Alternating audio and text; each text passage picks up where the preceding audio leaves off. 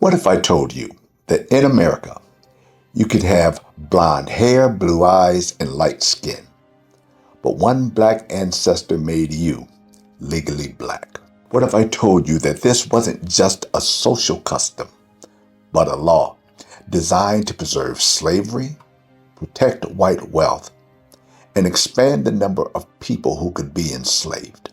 And what if I told you that this rule, the one-drop rule, still shapes how Americans think about race today, from Barack Obama's identity to weather disparities to colorism? Today, we are examining the one-drop rule, the history, impact, and legacy of America's racial classification system. Before I show you how this rule was created to preserve slavery, how it was enforced through Jim Crow laws, and why its effects still exist today, make sure you subscribe and hit the notification bell, because this is the architecture of American racism itself.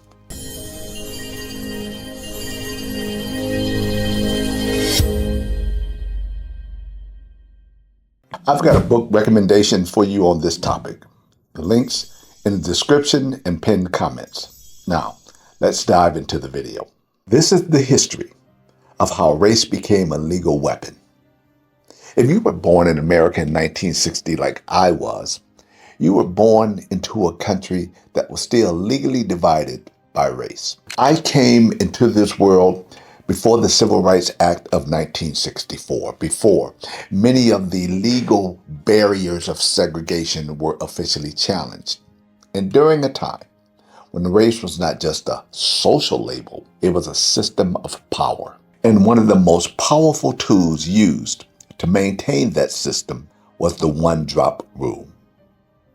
Now, many people have heard the phrase, but not everyone understands just how deep its impact was.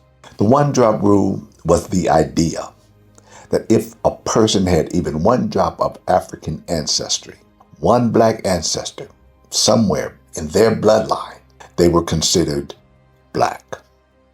Not mixed, not white, black. Not that there was something wrong with being black, but rather this shows the length that America went through to try to make us believe that we were something less than human and to be treated as less than humane. This was not simply about identity. It was about law. It was about control. It was about determining who could vote, who could own property, who could attend certain schools, who could marry whom, and who would be denied opportunities in America. Think about that for a moment.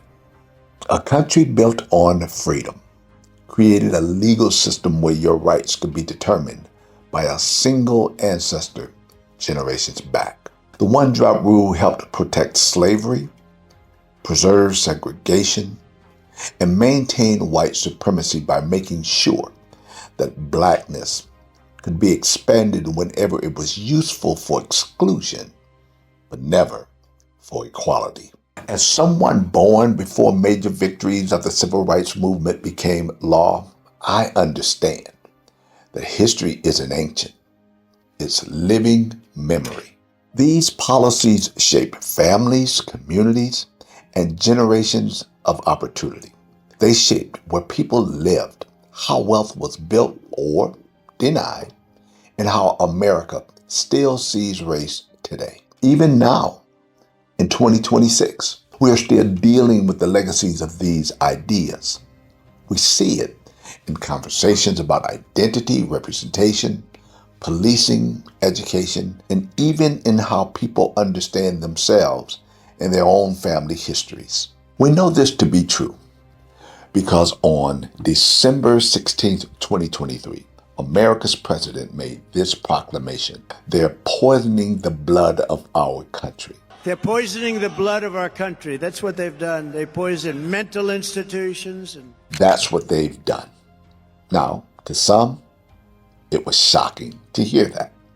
For others, they didn't quite understand what he meant. But for those of us who understand the one-drop rule, we knew exactly what that statement came from and the bigotry that lies behind it.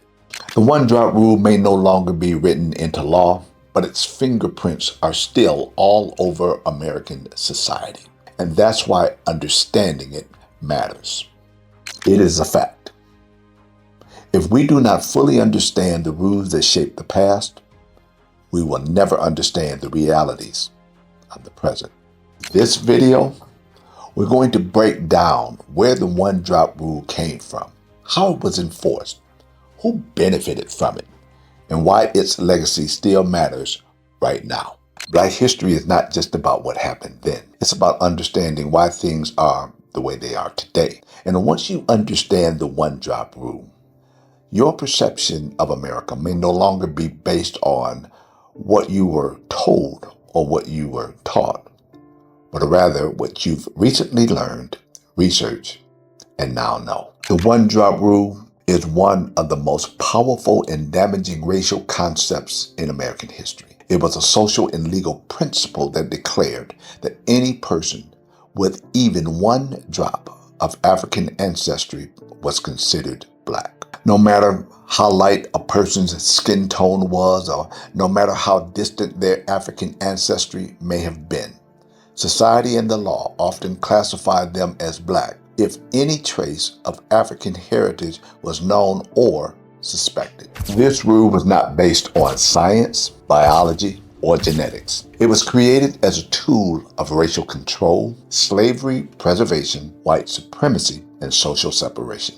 It helped maintain a racial hierarchy that benefited white Americans economically, politically, and socially, while denying black Americans access to freedom, rights. And it was an attempt to have us deny our dignity. The one-drop rule shaped families, identities, marriages, education, housing, voting rights, and even death records. It was used to preserve slavery, justify segregation, prevent interracial marriages, and maintain white political dominance for centuries. Questions of identity, colorism, mixed race classification, and systemic inequality all trace roots back to this deeply embedded racial doctrine. Understanding the one-drop rule is essential to understanding the construction of race in America and how legal definitions of race were weaponized against Black Americans. The one-drop rule did not begin as a formal law. It evolved gradually during slavery as white colonists sought ways to preserve slavery as a racial hierarchy. In the early colonial period of the 1600s, racial lines were not as rigid as they later became. There were Africans, Europeans, and indigenous people interacting in complex ways. Some Africans were indentured servants before chattel slavery became permanently racialized. However, as slavery became central to the Southern economy, white lawmakers needed a system that would protect slave ownership and ensure that chattel slavery remained hereditary. One major legal development came through the doctrine known as partus, sequitur, ventrem, a Latin phrase meaning that which is brought forth follows the womb. Passed in Virginia in 1662, this law declared that a child inherited the legal status of the mother. This meant if the mother was enslaved, the child was enslaved, even if the father was a white slave owner. This law was enormously profitable for slaveholders. It legalized the expansion of slavery through forced reproduction and the sexual exploitation of enslaved Black women. As interracial relationships, many of them coercive, produced mixed-race children, the white society was faced with a challenge. How would these individuals be classified? Rather than allowing mixed-race individuals access to whiteness, the system pushed them into blackness. This protected white racial purity and ensured that the labor force of chattel slavery continued. Over time, the idea hardened. Any African ancestry made a person Black. Thus, the one-drop rule was born. Now that we understand that the one-drop rule was created to protect slavery and white wealth by classifying mixed-race children as black.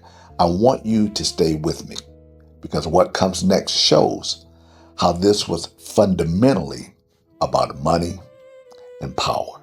Chattel slavery was not just racial oppression. It was an economic empire. Cotton, tobacco, sugar, and rice industries depended on enslaved labor worth billions in today's dollars. If mixed-race children born to white fathers could claim whiteness, inheritance rights, and freedom, it would threaten the economic system. Instead, white lawmakers created rules that protected white wealth by ensuring those children remained legally black and often enslaved. This meant that white men could exploit enslaved black women sexually and avoid responsibility for the children they fathered. Ironically, today, America still condemns black men, and rightfully so, that abandon their children. However, she continues to turn a blind eye to the very actions carried out by her own founding fathers. Those children could be sold, worked, and denied inheritance. The one-drop rule preserved white property rights while expanding black bondage. This was not accidental. It was intentional. Race became a legal technology used to protect white wealth.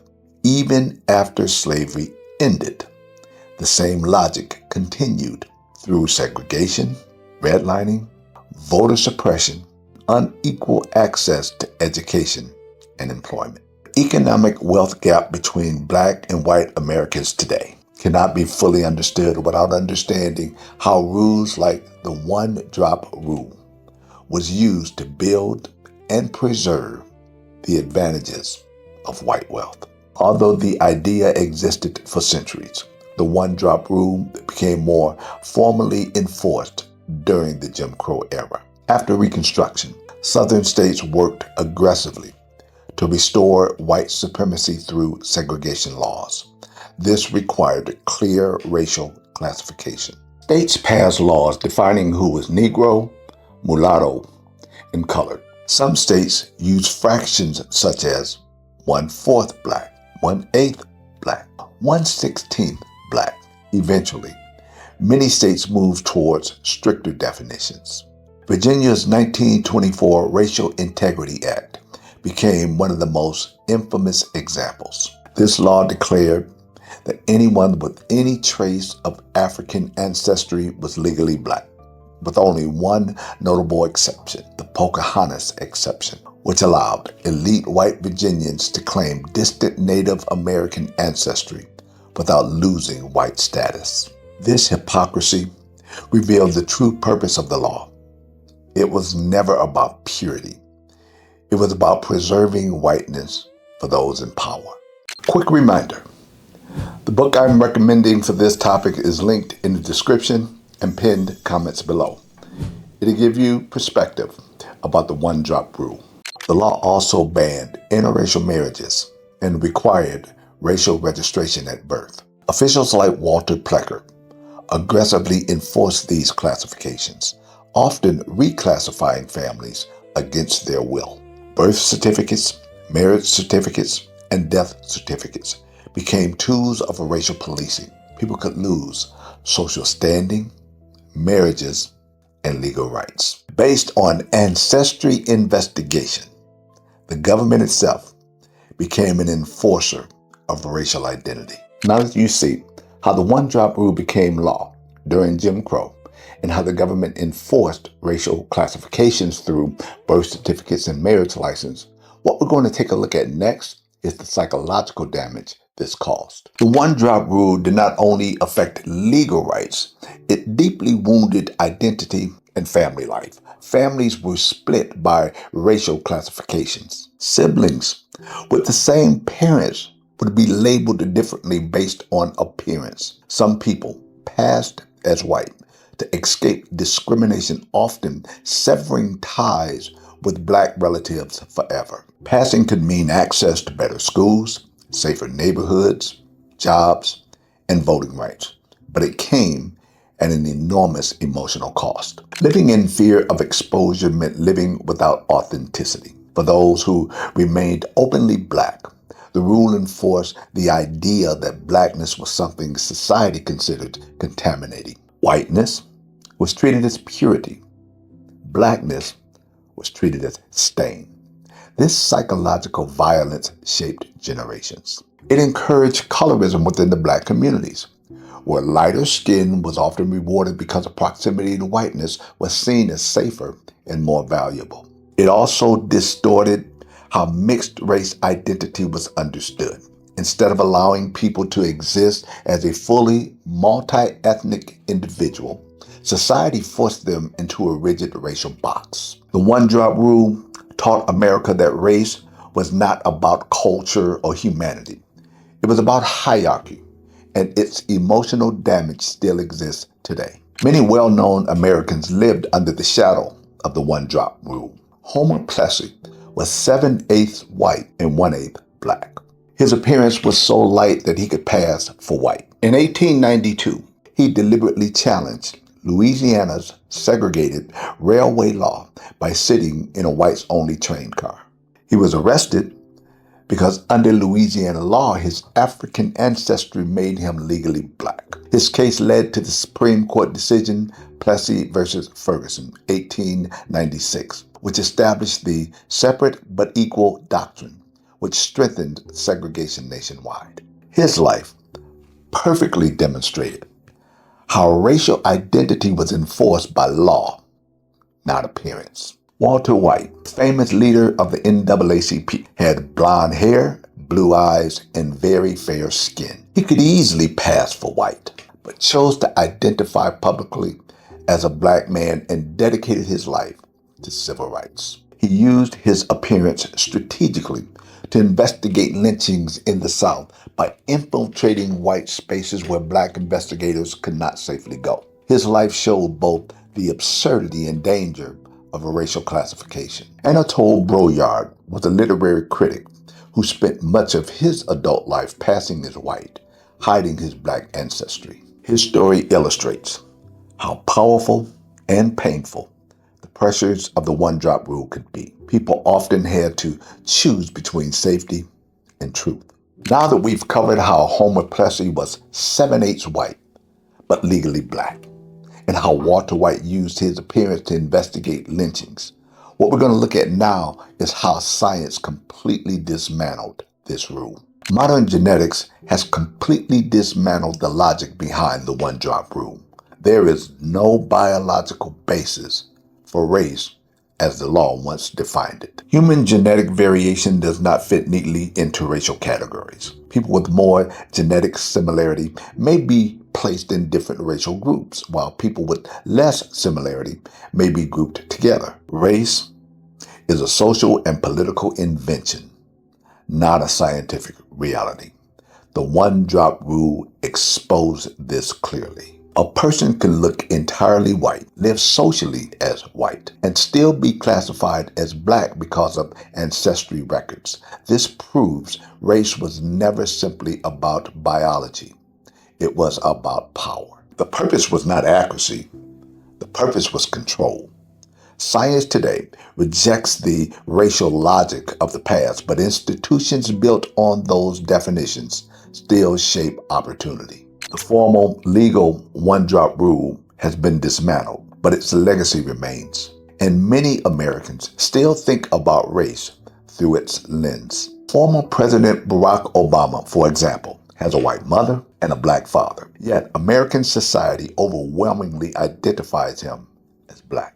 This reflects the enduring cultural influence of the one-drop rule. Colorism still affects hiring, media representation, dating, and criminal justice outcomes. Mixed-race individuals still face pressure to choose one identity. Disparities in wealth, housing, education, and incarceration remain tied to centuries of racial classification systems. The one-drop rule also explains why the reparations discussion remains controversial. The wealth extracted through slavery and segregation was not random. it was protected by legal definitions of race. Those definitions determined who could own land, vote, inherit property, attend school, and build generational wealth. The rule may be gone in law, but its fingerprints remain in American life. The one-drop rule was one of the most powerful tools of racial oppression in American history. It transformed race into law and ancestry into destiny. It allowed slavery to expand, segregation to deepen, and white wealth to be protected across generations. It denied people the right to define themselves and turned identity into a weapon of control. Its purpose was never scientific truth. Its purpose was power. The one-drop rule reveals something uncomfortable but necessary to understand. Race in America was deliberately constructed to preserve inequality. Understanding this history helps explain why racial injustice does not end with slavery or segregation. It evolved, and its effects remain.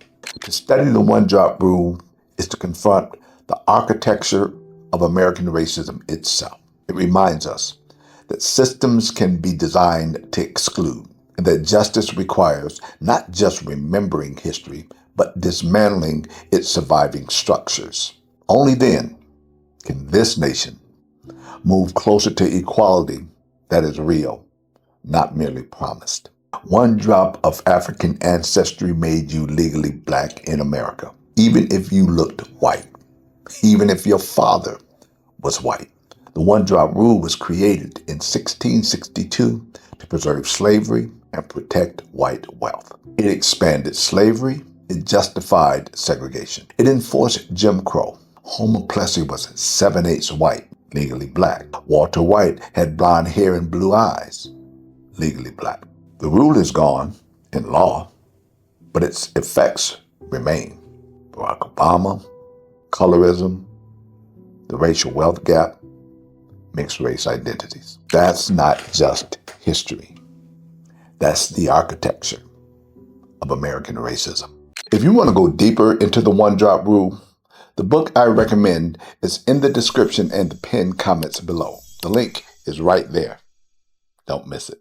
If this video showed you how the one-drop rule was created to preserve slavery, protect white wealth, and how its effects still shape American life today, I need you to do 4 things right now. First, subscribe and hit the notification bell. This is the architecture of American racism, and you need to see every video we release. Second, these Black History videos are getting a lot of traction, but I still need your help. I need you to like this video. Share this video. Share it with your family, your church, and your community. People need to understand that race in America was deliberately constructed. Third, leave a comment and answer these questions so that others can learn. 1. How does understanding that the one-drop rule was created to preserve slavery change how you see race in America? 2. What does it mean that Homer Plessy was 7/8 white, but legally black? 3. How do we teach the next generation that race is a social construct designed to protect white power and wealth? One drop of African ancestry made you legally black, even if you looked white. The one-drop rule preserved slavery, protected white wealth, and enforced segregation. The rule is gone, but its effects remains. Subscribe, share, speak the truth. I'll see you at the next video.